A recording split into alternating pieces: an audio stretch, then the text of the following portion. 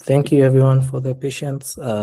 Thank you very much. So as I'd mentioned, my name is Dennis Carrier, and pleased to welcome you to Beneath the Impact webinar. So Beneath the Impact is a platform whereby we go beyond the surface to understand what truly drives change within our communities, the lived experience, and also practical insights to support the learning and also us to drive impact within the organizations that we serve. So today, I'm pleased to introduce you to our guest called Faith Mbushi. So Faith Mbushi, she's a seasoned policy researcher and also development specialist with over 16 years of experience driving social impact across education space, gender, as well as public policy. Currently, she serves under EdTech Hub as a specialist, leading the Kenya ICT in Education Policy review, whereby I'm looking forward for her to share her experience through the EdTech experience to change that policy and how she has maneuvered around that. So also she's an accredited partnership broker dedicated to collective impact, and also she excels translating research into national strategies, and she holds a master's from the University of York. So ladies and gentlemen, I'm pleased to welcome Faith. As the period, or rather the webinar goes, so housekeeping, small housekeeping. So Faith will present to us for the next 20 to 30 minutes. Then we'll have a Q&A session after our presentation. So in case you have a question as she presents, I would encourage you drop it within the chat. Then we shall address those questions after our presentation. So over to you, Faith, and all of you feel most welcome. Thank you. Thank you so much, Dennis Carrier. Good afternoon for those in Kenya. Good morning, good evening for those everywhere else. Catherine, I see you. Ruth, thank you so much for all your support already. I am super delighted to see all 44 of you today for this critical conversation. And I'm going to start with engaging you guys. What's the one thing that you find as a disruptive solution in the Kenyan context, or even in the context where you're coming from? For me, it's eCitizen and Huduma Center solution. So before eCitizen, we had to go to, here in Kenya, we had to go to 10 different offices in 10 different buildings just to get your national ID or your driving license or your birth certificate. And we got accustomed to these statements. Come back tomorrow. We are closed for lunch. I think your file is lost. I can't see it. Now, we can, for the most part, fill all our applications from the comfort of our homes, thanks to eCitizen, and maybe just one stop at Huduma Center to collect our driving license or the good conduct or the ID. Now, I'd like you to engage me on the chat. Which is this disruptive solution for you? Where the law has changed, the process has changed. For example, for eCitizen, the citizen's time has been prioritized. So for the most part, everyone was frustrated with the queues, the long queues. And now, for me at least, the system works. Maybe you can tell me from the chat, what's the one thing for you that was disruptive? So as I've shared, mine was eCitizen and Huduma Center. I'd really like to hear from you. I can see Sheila Acheng adopting virtual court. Oh yes, that's super. So you can attend court from the comfort of your home. Anybody else? I don't see any other responses. Are you all here with me, all 47 of you? It could be anything, by the way. It could be anything. Catherine Mate, your hand is up. Okay, Catherine, what's your disruptive solution? Online classes, Betty. Okay. Catherine, go ahead. For me, hi, Faith. For me, it was the integration of the school systems. So you're able to link all the departments in the school from your phone. They have a system for each student, so it makes it easier. Awesome, awesome. Thank you so much, Catherine. So I see a lot of you, it's online courses, virtual hybrid working, a lot of digital solution, M-Pesa. Oh yes, M-Pesa being linked to the phone, that has been so disruptive. Next slide, please, Dennis. Thank you all, and continue landing and exit card, traveling to Nigeria. Okay, I see all social media, banking. Amazing. Okay, so I want to take you through a policy history class. I'll take you back a little bit. In 2018, there was a minister in Kenya called Fred Matiang'i. So what he did, he gave a mandatory order to paint all school buses yellow among school children transportation, other school children transportation rules. So such as operating hours change, the speed for carrying children changed, the registration of school buses changed. But you will be surprised that before that, in Kenya, 400 children were dying annually due to road accidents. So every year we were losing 400 children. That's a big number. 80% of pedestrian deaths in our Kenyan roads were school-going children. That's too much. And so there were some changes, these situations led to some changes. And as recent as 2025, there are still new reforms after 2 other accidents that include licensing drivers, some parental accountability. So although there are still implementation challenges here and there, such as not keeping the speed limits for school children, there's a study that shows that painting a school bus yellow makes it easy to detect. It limits the speed of these vehicles. Similarly, data shows that there are 100% fewer accidents, saving about 52 lives. So this policy solution, though, I must say, for those in Kenya, was borrowed. It wasn't a new localized solution, but it works. And that tells us policy solutions don't always have to be Afrocentric, although Afrocentric solutions are better. But maybe we need political will to localize best practices. So the second image there you see is something that some of you might see in our city center. It's a smoking zone. I don't know when the last time you saw that, but before, smoking was unrestricted in venues. I remember growing up and smoking was culturally cool. Cool kids were smoking, and because of that, everybody wanted to be among the cool kids to be smoking. But there was an introduction of these designated smoking zones that led to reduction of adult smoking, you won't believe, from 16% in 2004 to 9% in 2022. Smoking among students reduced from 15% in 2007 to almost half, 6% by 2013. Now, I know someone will challenge me and say, these days kids vape. And there's a problem detecting that, and smoking, vaping is a problem that we might still need to navigate. But what these smoking zones did is that when they isolated the smokers and non-smokers, they kind of ostracized this idea of smoking, and it was no longer cool. But that seemingly simple solution works. Okay, so the other thing you see there is a plastic bag. So I don't know how many of you, when you get into Kenya, you hear this announcement. Kenya is a plastic bag free zone. Please leave your plastic bags behind.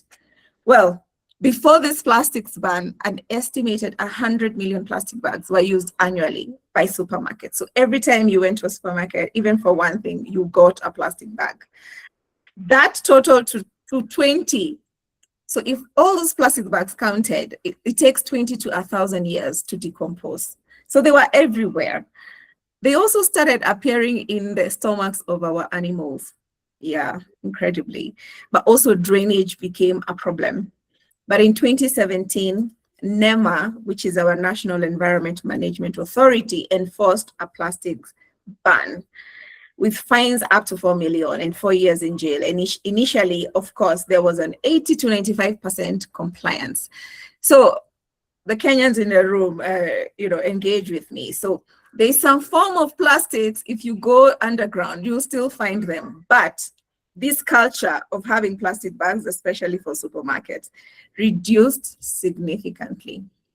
Next slide, Denise. Okay, so what's behind this? What's the story behind these policy solutions, if you may ask?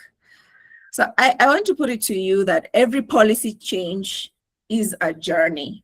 So you can see there, this smoking zones idea started in 1992. How old were you? Some of you in the rooms, among the 65 of you, I don't know if you were born then, but I was 9 years old in 1992. Marita, yeah, I don't know if you were born, and Glory. For context, I was 9 years old. So in 1992, the first bill, tobacco bill, it failed to pass parliament. Why? The tobacco companies, the BAT, the farms, the industry, they used to take the MPs to the Naivasha retreat centers and they would lobby them. So if you're trying to pass something, these lobbying strategies, I think, still work. Anyway, in 2004, Kenya ratified what was called the WHO Convention on Tobacco Control. Okay, so the Tobacco Control Act, it took another 3 years to be enacted, and thanks guys for your patience. But the entire journey is a 15-year journey between 1992 and 2007. And for context, I was now 24 years old. All that time had passed. Next slide. So the yellow bus was also a journey, a similar journey.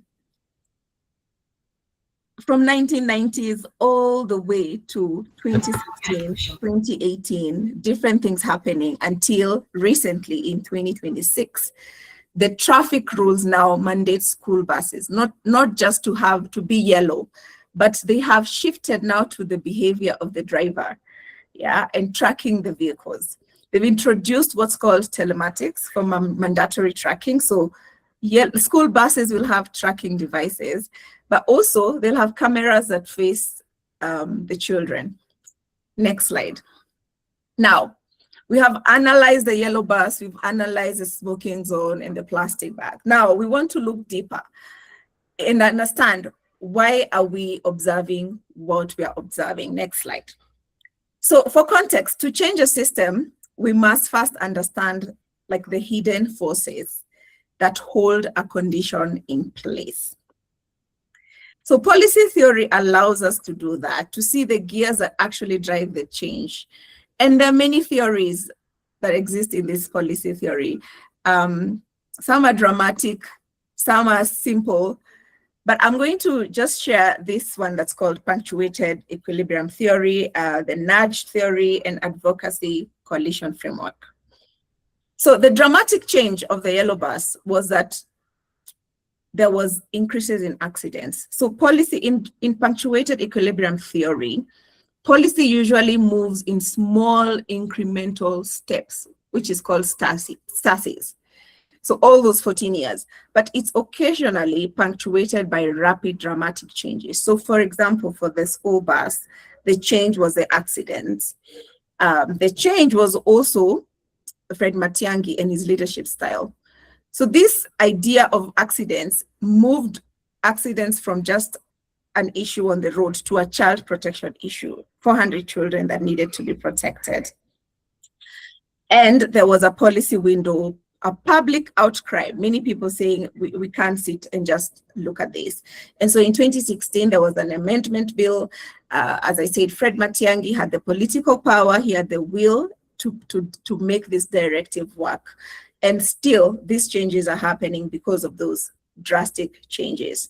For the tobacco, you can see, again, between 1990s and 2000, the policy was stuck. But Kenya ratified an international WHO convention and something started to happen. And in 2007, they were able to enact it. For the plastics ban, before the ban, Kenya had tried 3 times to ban or even tax plastic bags. However, again, industry coalitions, similar to the tobacco ones, they were influencing the system to stay put, and for good reasons, arguing jobs.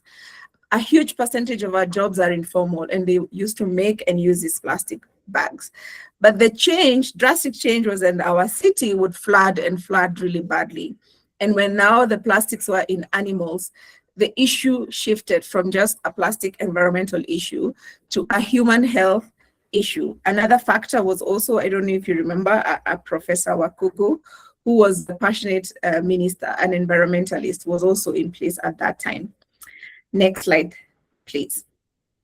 So the punctuated theory teaches us that patience is actually a strategy. If you're collecting evidence to change a policy one day, patience is a strategy. But if you're asking for funding for this policy that you have no control over, that has so many dynamics around it, you have to ask yourself, how do you frame your proposal or your conversation with your funder to understand these dynamics of time that take place and people outside your circle of influence? Or if they're within your circle of influence, then how do you influence these people in leadership to see the issue in a different way? So if you are in this space and one of your outposts is to change a policy, then that's the perspective that you need to start to have. The other theory is called nudge theory, and this theory uses positive reinforcement, essentially indirect suggestions rather than a force or even a law or a fine to influence behavior. And examples are very clear to us today, but sometimes we don't see the example. Hi, Doris, I see you. So like the yellow paint is a visual nudge. Sometimes the laws exist to punish speeding. But the police, some things on the road we might not be able to control, but citizens will see a bright yellow car. If it's speeding, they might hoot at it. So it's a nudge. Smokers also were nudged in that way. So if you have to seek out a specific place to smoke, it kind of is a nudge to you that, okay, maybe I don't need to smoke if I need to go to a smoking zone. And Kenyans in the room, feel free to challenge me on some of these things.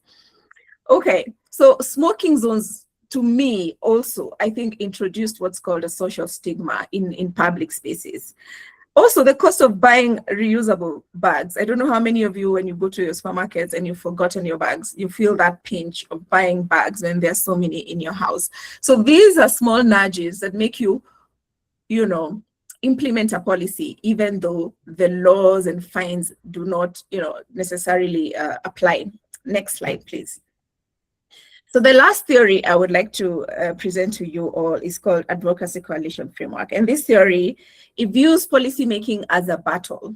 So there are two sides. There are two people who are competing, and they both hold deep beliefs. So the premise of this theory is that policy change is not something that will happen tomorrow. I don't know how many of you present that policy change as an impact for your proposals when the call is just for 2 years or 3 years. So just to put it out to you that maybe you might influence policy change, but not necessarily, but there's policy windows, who knows? So advocacy coalition theory puts out that you bring together like-minded people. So your solution might be saying, we will join this coalition of people with enough stigma or stamina to continue to wait out a window of change until a window of change is open. So for example, for the plastic bags, there are two very prominent coalitions. One is the environmental protection. There's NEMA there, as I said, National Environment Management Unit. There's UN, UNEP, and environmental activists. On the other side is real business people, industry, Kenya Association of Manufacturers, and they have the checks, to push for this. There's the plastic importers, small-scale traders unions, who were at the time advocating against the plastics ban. Next slide. So we're going to move into a different section, which is how does policy then look like in practice? And I'm going to share from my own experiences. Next slide, please. And 3 models that I have seen work. So, and these models essentially drive a case for advocacy in our programs. So what is the problem then? Policies exist, laws exist, but sometimes and most times enforcement is weak. Look at something like FGM, female genital mutilation, or child marriage. So there is a law, that is called the FGM law, which was enacted in 2011. There's a Children's Act that was revised in 2022. And data shows that national prevalence, like if you count nationally, FGM has dropped from 38% to 15%, according to KDHS in 2022. But in some contexts, especially in the North, it remains as high as 90%. So what are the things that can drive change in a context like that? So there was some work we did called Adolescent Girls Education Model, which was to delay childbearing. FGM is very much connected to early childbearing among adolescents in Wajir and Kibera. So in Wajir, again, child marriage is very much prevalent, and about 25 girls were out of school. And we collected evidence over 10 years that now shows that when girls stay in school, they have a pathway to economic security and community wins. We moved this work after proving that to say that, okay, how do we then put these findings into the system? And we moved to adopt a county level approach. So even where the gatekeepers are people in those communities, practice this culture, we were able to scale up this model and convince them that they need to resource keeping girls in school. And most often that you'll find that when the girls stay in school, then some of these cultures reduce over time, because school then becomes a protective barrier and part of the system. So when the county itself allocates resources for schooling for girls, over time, even if you haven't changed the mental models and how these gatekeepers think about child marriage or FGM, then the resources that have to be used for schooling. And now we know that schooling is a protective factor. I'm not saying that this will reduce, national level FGM or child marriage, but for this project, helping this be scaled up through the county, we'll have some, however minimal margins, but there will be some margins. Next slide, please.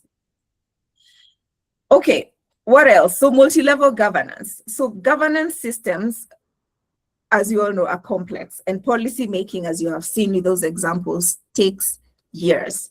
So an example that I've been part of was changing the gender and education policy. So 5 years ago, 2021, we worked with the Ministry of Education and Gender and in Education partners. And we said, okay, how do we use evidence to influence how the government will review the gender policy for 2025? I'd like to put it to you that although we started in 2021 and it was to come out last year, it's still out there being finalized. So we synthesized the data that was available, we translated the evidence, and we brought together all these partners, including the government. And unfortunately, if today the Ministry of Education is asked, where is that data that was synthesized? What is the data or evidence on gender? They wouldn't know where to find it, because as much as we worked on synthesizing, we didn't work on coordination mechanisms to make sure that these Ministry of Education policymakers can access this evidence when they need it. So when these national level systems were hitting, the roof, they're not making progress. We don't know how to do the coordination mechanisms. The policy isn't out yet. We then said, okay, how about we again go down to the county level. So the evidence on gender education model went to the county level. In a perfect world, policy trickles down from the top, with views from the bottom. But our work with MOE was important enough to say, we don't have control over the political dimensions or prioritizations of government, but counties, we have direct impact on counties, and counties we approached like 8 counties who started to develop what we call the county gender plans. And then are now using this evidence to influence how they were planning for gender at the county level.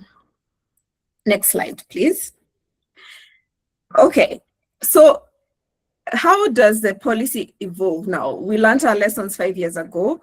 One of the things that we didn't consider at the time was that we only involved international organizations. I see Doris here, and she was part of FAWE at the time, and she was part of the team that we were working with. But we only worked with Doris, FAWE, Save the Children, all the international organizations, UNESCO. But what we didn't do was to go down to community level and engage community organizations, community leaders to really see what would they want to see in a gender and education policy, schools, teachers, learners themselves. So when it was time now to review the 2021 EdTech policy, we moved away from this expert-led policy formulation because, again, we've realized the changes, the challenges of moving that at national level, sometimes resulting in unimplementable solutions because we are not co-creating and co-designing with the people that would use the policy. So right now, the ICT adoption in the country is at 40%. But when we've been going around all of last year, talking to teachers and leaders and students, only 1% had ever heard of the ICT, 1%. Of education policy, and nobody had read it. None of the schools were using it to inform their digital integration at school level. So what we did now, we reversed that. Yeah, Leslie, it's really incredible. But we reversed that, and now instead of all of us congregating at the national level, we took our government policymakers with us, the Directorate of Policy and Planning, the ICT Directorate, and some other directorates. And we went with them to these conversations at classroom level so they could hear for themselves how the teachers, the school leaders are implementing ICT, the challenges they are facing, the reasons why the policy doesn't work. One thing that, came out a lot was that for school leaders, the head teachers, they lock up their devices because the director or whoever is coming to check wants to know, let me see the devices. Are they still working? Do you still have them? Have they been stolen? So the policies for head teachers are more concerned with the security of the devices. And so the head teachers become a barrier to the use of the devices because for them, they would rather lock them up so that when the person comes checking, they will be found safe. So that policy issue around checking safety rather than checking use was one of a very profound way for the government to see, policymakers to see, okay, we need to ensure that the policies encourage the use of these devices rather than checking security and safety. One head teacher recently told me that, you could lose your job if one laptop or one tablet is lost. So I would rather make sure that when I'm not there, they're safe and they're locked up. Anyway, so that change, evolving the policy so that it's bottom up and the policymakers are really able to engage with the lived experiences is a real policy evolution story. Next slide, please. Okay, so what can you take away from this masterclass? Next slide. What's the systems change approach that you should think about? So the first one is partnerships, that essentially you cannot do it alone. One single organization is very difficult for you to change a whole ecosystem, a whole policy, or influence the policymakers or decision makers. So you need what is called an ecosystem model, where you might be different in the coalition, but there's strength in diversity. So different stakeholders, different networks, it could be community level who have lived experiences, as I've said, in the EdTech policy, the teachers, the school leaders, but focusing and working with NGOs who have research evidence capacity. They can test nationally, they can test regionally, they can compare what's working where. And of course, you must have government in the room, because if government is not in the room, scaling will be very difficult. The other idea of partnership is having a collective impact, where the power of one voice. And a good example here for us in Kenya is the Kenya National Union for Teachers Association that represent teachers. So when they do work together and they have one voice, they can change any system. And also for those of us in Kenya, we know the issue-based alliances when Gen Zs led a finance bill movement change. They were different people who came together over an issue to advocate for change. And some people who are not necessarily Gen Zs also joined them, and they were unstoppable. But I alluded to this idea of many partners working in silos, uncoordinated. That also, it doesn't help. So as you work in partnership, you have to think about the higher level of, okay, we're all together, but how do we coordinate? how do we have a coordination framework that, so that not all of us are knocking at the government, with our one report, pushing our one report here that doesn't tell them what's the broader picture, what's the one source of data that they can then make a decision on. When partners are fragmented and they're all pushing their own agendas, then the government doesn't know which evidence you want them to take, whose interests are more important, or which coalition actually is driving the agenda on a one issue or another. So the idea of coordination is really powerful. Next slide. And then another thing is people. And what do I mean by people? Evidence translation. When evidence is translated and framed, it becomes a strong advocacy.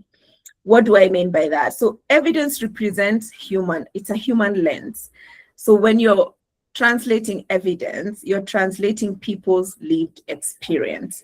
The other issue about people is that there's politics of power, understanding who is on the table, why are they on the table, who will they listen to, what position do they hold, who can they move, who is leading this conversation, what are their interests, how are they affected by the issue. So it's very important to do a mapping. Everyone has an interest. Yes, Angie.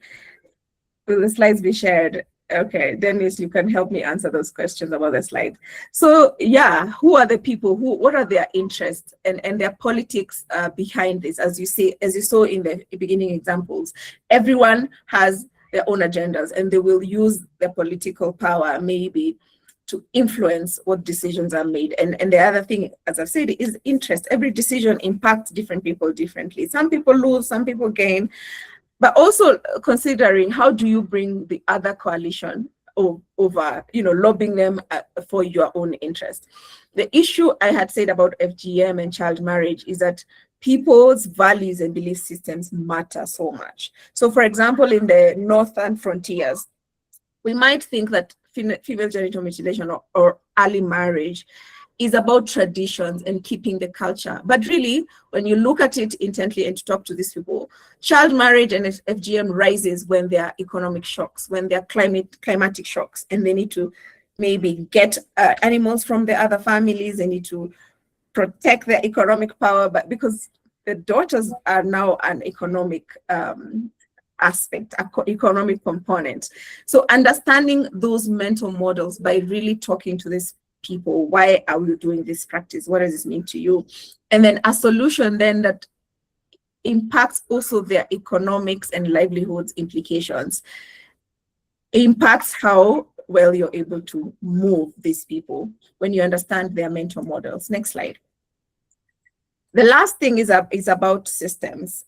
So you might work very well with partners, you might understand the people dynamics, but if you don't understand the systems, then it will take you also a long time to make significant change. Policy windows, timing is everything. Several things have to align for the change to happen. You might be working on an issue over 10 years. The policy might be up for review, that's a policy window. Budget cycles might be coming, that's a policy window. Election might be coming. If you know anything about the ministry, sometimes they will wait out the permanent secretary or the CS because they're not aligned with where they want to go. So advocacy is being ready to jump at this, to jump at a Matiang'i or a Judy Wakongu or another leader that sees things the way you see them. The other thing that we forget is understanding the system institutional rules. So for example, there are formal and informal rules.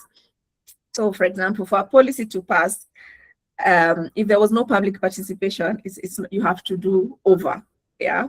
Did the permanent secretary appoint the technical working group? If the technical working group was appointed without his knowledge and he doesn't know that this is happening, you might have to do over, So what are those rules that sometimes you know about? They're formal, sometimes they're informal. There's some political things happening. Maybe there's a team of government that are aligned to a certain director, and so they push things on that side. But they're not aligned to the political appointee. So understanding also those informal institutional rules is important, because you might bring evidence to the wrong person and you might continue thinking, oh, this is working. At the community level, also understanding the rules, maybe the Council of Elders have to be visited first before they can have a conversation around early marriage, etc. But also the other thing we forget sometimes is you might have a policy, but if a policy is not aligned with a budget, then it will just be something on paper. So a policy without a budget allocation, it's a wish. So advocacy needs to extend to budgeting and planning cycles, putting these mechanisms in place and understanding when do these things happen so that you're pushing your agenda when budget decisions are being made. What's the budgeting decision flow? Who writes the budget? Who do they influence? Who makes the decision? Who reduces on the budget? Understanding those, it's not easy, especially as an outsider, because some of these are government systems that you need to know. The last thing is policy practice impact. A policy, it's not an end in itself.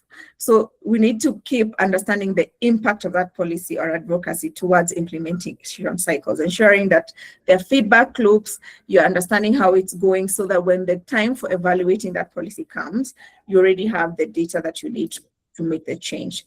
Last slide, Dennis. Okay, so I love this picture so much because you might be sleeping on top of the bed, but you don't know what's underneath that bed. So to get to impact, we have to look beneath the surface at the institutions, the interests, the mental models, the resource flows, the power dynamics, and the messy, but beautiful coordinations that needs to happen to turn that evidence into policy change.